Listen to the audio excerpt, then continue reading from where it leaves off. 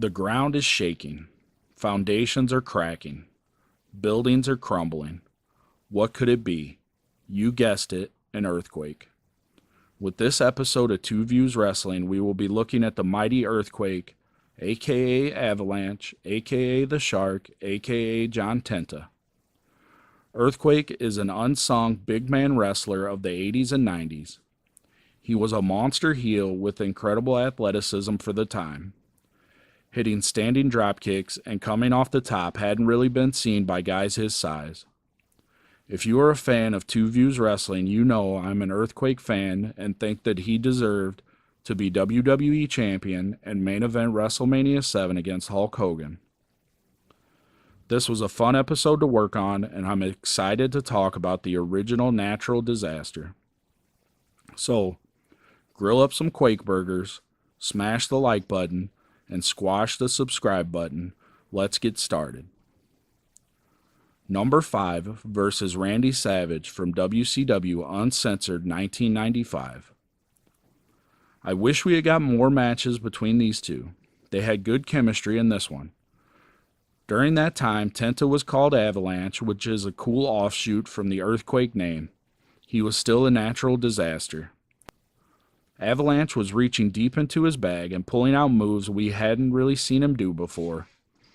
He was hitting big belly-to-belly suplexes and working a little snugger. Savage was selling well and making Avalanche look strong. In typical WCW fashion, right as the match was getting good and Savage started his comeback, there was interference from Ric Flair dressed as a woman. I'm going to say that again. Ric Flair interfered, dressed as a woman. Classic WCW. Number 4 versus the Legion of Doom from Royal Rumble 1992. The golden era of tag teams in the WWE was probably the late 80s, but that next generation was good too. Early 90s teams like Legion of Doom, The Natural Disasters, Money Incorporated, and The Rockers boosted the division. I was a big fan of the Natural Disasters tag team. Everything about their presentation was great to me. They looked impressive and their gear matched good. The names rocked too, and Earthquake and Typhoon absolutely were natural disasters. My 6-year-old brain was like, this rocks. It's cool to see the Legion of Doom matched up against guys way bigger than them. I don't know how often that happened. Hawk and Animal made Quaker and Typhoon look strong. Animal comes in on a hot tag and things pick up, and again we get a non-decision. Things spill outside and we get a count-out victory. Still, this is a solid tag title match, and I wish we had got more from these two massive teams. Number 3 versus Sting from Starrcade 1994. When Hogan made the jump to WCW, he brought a lot of the guys he liked working with.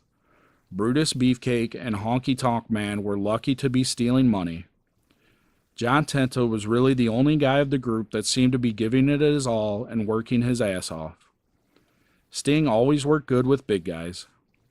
Tenta wasn't exactly on the level of Vader, but he was a top-tier big man for sure.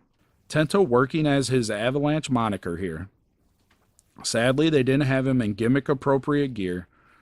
Him wearing mismatched gear kind of took me out of the match just a bit. But they told a good story with Sting trying to chop the big guy down and Avalanche uses his size to beat down the Stinger. This was a really good match on an otherwise bad card. Number 2 versus Jake Roberts from an episode of Old School. This match takes place after the second biggest angle of Earthquake's career. In a previous match, Quake had Jake tied up in the ropes and proceeded to squash his pet snake. This was a memorable angle and really put over what a dastardly bully Earthquake was. If that wasn't bad enough, he went on prime time and cooked up Quake burgers made from the meat of that squashed snake. This match took place in Madison Square Garden, and I enjoy the psychology here. Jake keeps baiting Quake in and hitting him in the body, trying to wear the big man down. Eventually, Earthquake gets the advantage and starts manhandling Jake. I love how Jake literally crawls and grabs onto Earthquake's foot to try and keep fighting. His pet was taken from him, and he was going to fight to his last breath. At one point, Earthquake teased a dive from the top turnbuckle to the floor, and I came out of my seat with excitement. This is a fun match with two old-school greats in the world's most famous arena. You should check it out. Number 1 versus Hulk Hogan, SummerSlam 1990. If you keep up with Two Views Wrestling, you know I am a huge fan of this match. It is easily one of my top 3 angles and matches ever. I get so amped up for this match. Hogan and Bossman are cutting a crazy promo about the Founding Fathers, and when they cut back to the ring and Earthquake is bouncing and Dino Bravo is running in circles, I get straight fired up. This is peak Hulkamania for me. The crowd was still behind him big time. I love the test of strength and how Hogan can't outmuscle the mighty Earthquake. Something I found interesting is that early on, Hulk rolls out of the ring to regroup. I don't think we ever saw the Hulkster do that before, not even against Andre the Giant. Earthquake was made to look so damn strong in this. Manhandling Hogan, he lost by countout, he no-sold some solid-ass chair shots. We definitely should have got Earthquake as WWE Champion and defending against the Hulkster. Not only is this one of my favorite matches, but it is also my favorite Hogan must pose moment. He prances like a chicken and does a little dance and everything. Safe to say that list broke the Richter scale. Let us know in the comments what some of your favorite Earthquake matches are, and if you think he deserves a Hall of Fame induction.